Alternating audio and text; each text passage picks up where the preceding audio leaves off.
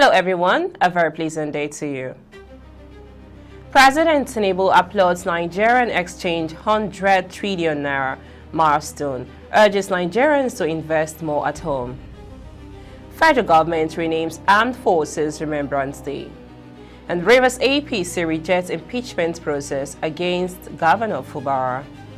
A very good day to you and welcome to First Nest News Port Harcourt. I am Becky Usoro. Now the news in details. President Bola Ahmed Tinubu has praised corporate Nigeria, investors and other stakeholders in the capital market for pushing the Nigerian exchange past the historic 100 trillion naira market capitalization mark, describing the achievement as a powerful signal of renewed confidence in the Nigerian economy.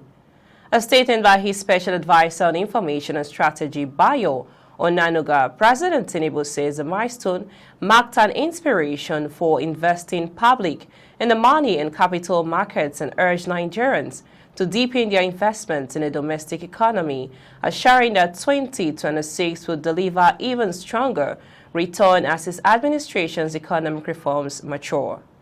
President Tinubu noted that the performance of the exchange in 2025 stood out globally despite difficult conditions in many economies. According to him, the rally underscores a fundamental shift in how Nigeria is perceived by global investors. Moving on, the federal government has redesignated the Armed Forces Remembrance Day, celebrated annually on January 15, to Armed Forces Celebration and Remembrance Day. The Director of Defense Information, DDI, Major General Samaila Uba, explained in a statement that the redesignation was to reflect the dual purpose of the day. January 15th is set aside annually by the federal government of Nigeria to honor the living personnel of the Armed Forces of Nigeria AFN, while acknowledging the sacrifices of those who have paid the supreme price to safeguard the nation's territorial integrity as well as the lives and properties of its citizens. He urged the media to adopt Armed Forces Celebration and Remembrance Day in all their future reportage. Away from that story, the federal government has announced the release of the Nigerian pastor Benjamin Egbaji, who was jailed in the Republic of Benin. Egbaji, a businessman and cleric from Cross River State, was accused of sundry offenses and detained in a hospital in Cotonou under what was described as dehumanizing conditions for over 2 years while his health deteriorated and was later sent to prison. The Minister of State of Foreign Affairs, Bianca Udumigu Ojukwu, announced his release in a statement, says the release was a result of diplomatic pressure. The minister disclosed that Egbaji was released following a presidential pardon by His Excellency Patrice Talon. Away from that story, the Federal Ministry of Housing and Urban Development has helped on digital transition and distributed laptops to directors of fast-track the full deployment of its Enterprise Content Management ECM system. The Permanent Secretary, Dr. Shaya Belgore, handed over 30 units of Core i7 laptop systems in the ministry in a renewed push for public service reform and a paperless government during the management meeting in Abuja. Belgore also explained that it's an effort to boost service delivery and compliance with OHCSF reforms, adding that distribution forms part of the ministry's commitment to the continuous digitization of official workflows, enhancing productivity and ensuring seamless integration of the ECM platform across all departments. He emphasized that the initiative was in fulfillment of the earlier promise made to provide the necessary digital working tools to enable directors to work efficiently both on-premise and remotely.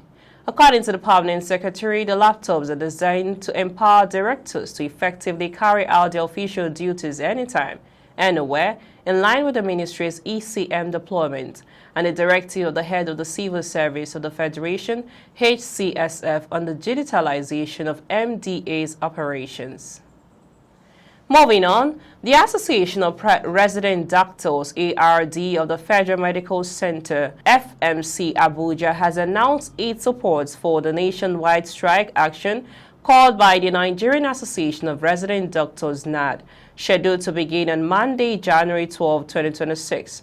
A statement by the association, the executive committee of the body, expressed frustration over the federal government's failure to honor agreements reached with NAD, citing President breaches of agreements, worsening welfare conditions and systematic neglect that have affected moral and healthcare delivery.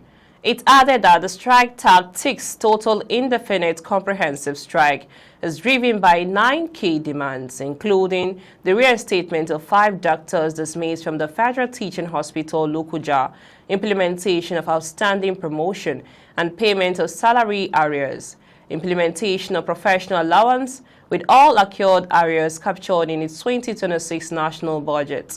Others include clarification by the Federal Ministry of Health and the Office of the Head of Service on skipping and entry-level issues, the reintroduction of specialist allowances, resolving delays in house officers' salaries, etc.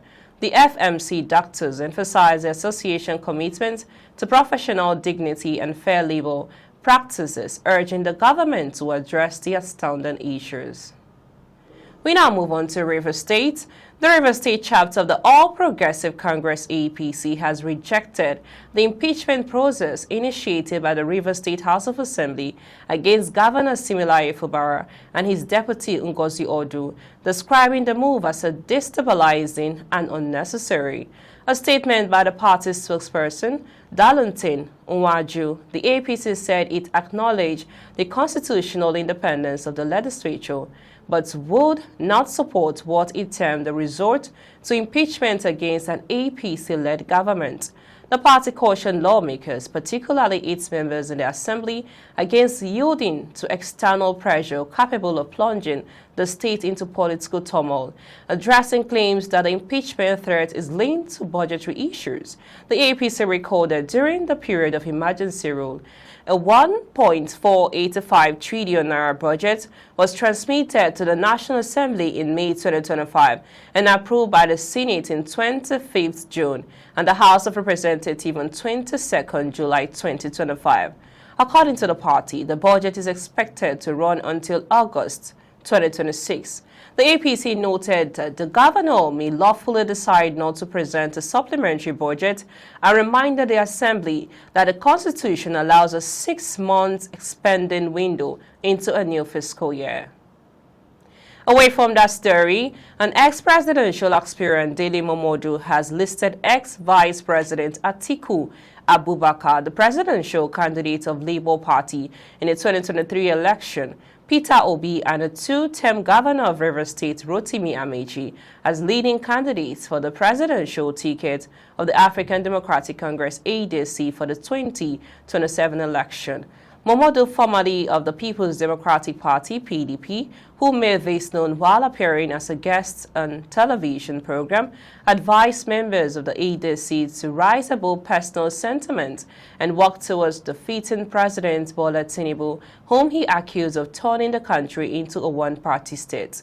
He explained that Atiku, who was vice president from 1999 to 2007 under the People's Democratic Party (PDP), left the party last year and a few months back teamed up with the ADC, and Peter Obi recently left the Labour Party (LP) and has joined the ADC, while Amechi was one of the first to team up with the ADC and has been a critic of President Bola Tinubu's government.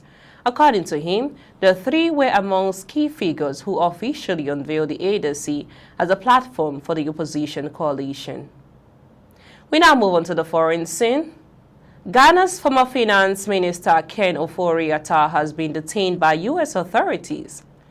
Raul VCR Ofori-Atta, who is in the U.S. for medical treatment, is wanted at home on suspicion of corruption.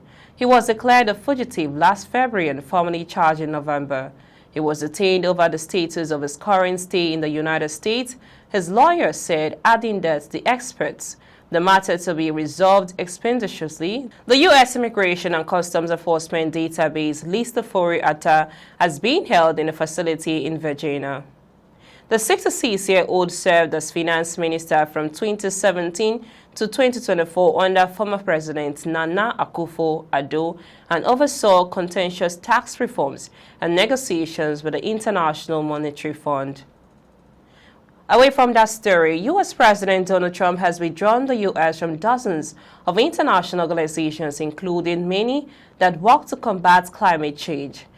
Nearly half of the CITES-affected bodies are unrelated, including the Framework Convention on Climate Change, a treaty that underpins all international efforts to combat global warming. Groups working on development, gender equality, and conflict, areas the Trump administration had repeatedly dismissed as advancing globalist or woke agendas, are also included.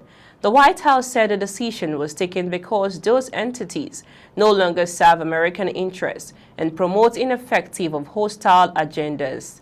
The memorandum was signed following a review, with the White House describing the organizations as a waste of taxpayer dollars. It added that many of the organizations promoted radical climate policies, global governance, and ideological programs that conflict with U.S. sovereignty and economic strength.